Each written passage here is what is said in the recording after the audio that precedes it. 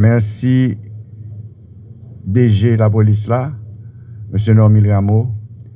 Merci commandant-chef mission multinationale de sécurité et de support à la police, Général Otungue.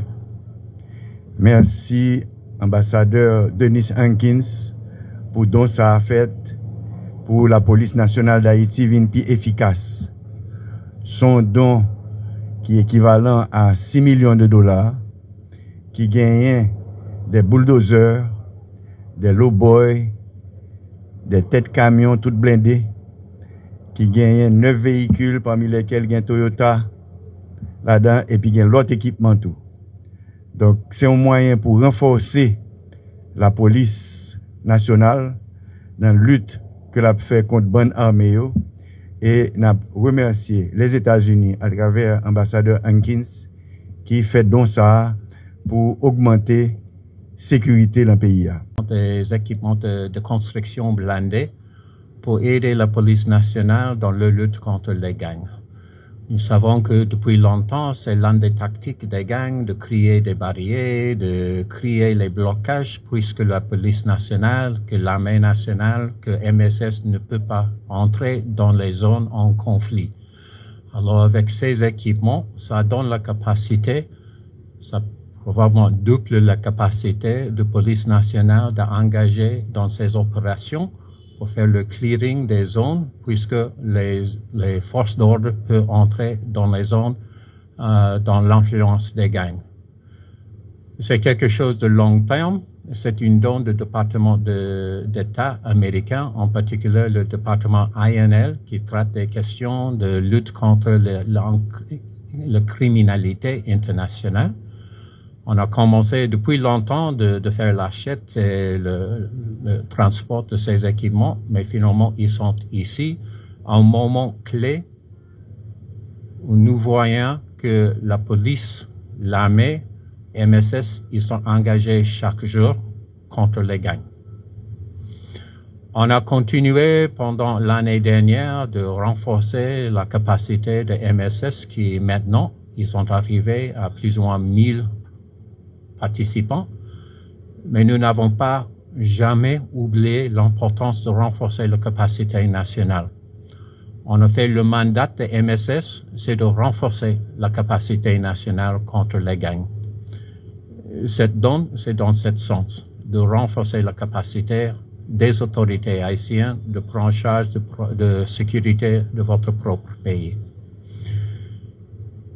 C'est aussi un hommage de tous les policiers, tous les militaires qui chaque jour, ils sont en combat contre les gangs. Il y avait plusieurs qui ont perdu leur vie. Ils sont là dans les actes courageux, souvent dans les conditions très difficiles. Et c'est vraiment un hommage de tous les Haïtiens qui sont en combat contre les gangs. Les gangs qui tuent, les gangs qui violent, les gangs qui brûlent, les gangs qui attaquent la population nationale. Et c'est vraiment notre besoin d'aider.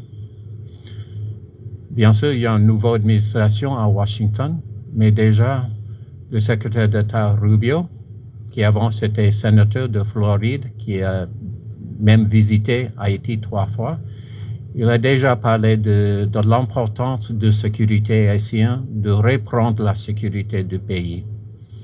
Et je pense que cette don aujourd'hui, c'est un signe visible de renforcer l'intention des gouvernements américains de continuer d'aider dans la sécurité nationale d'Haïti.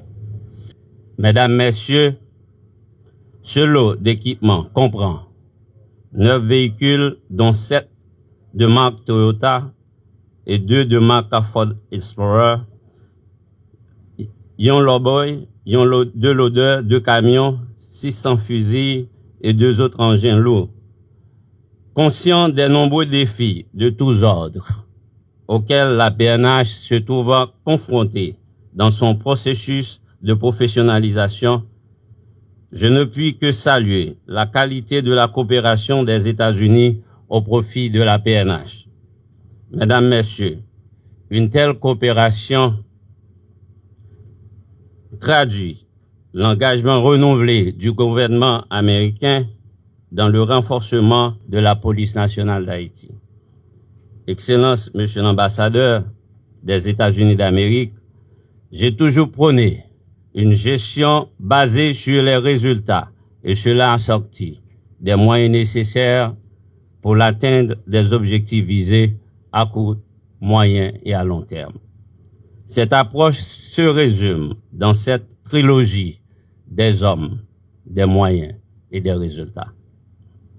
Mesdames, Messieurs, en cette occasion de remise officielle de tels équipements qui vont renforcer, bien sûr, les capacités opérationnelles de l'institution dans la lutte anti-gang qu'elle livre au quotidien, je veux tant en mon nom propre qu'en celui de l'institution policière et en général exprimer ma gratitude profonde au gouvernement américain et en particulier à l'ANL pour la qualité du support logistique fourni durant 7 ans d'existence de la police nationale d'Haïti.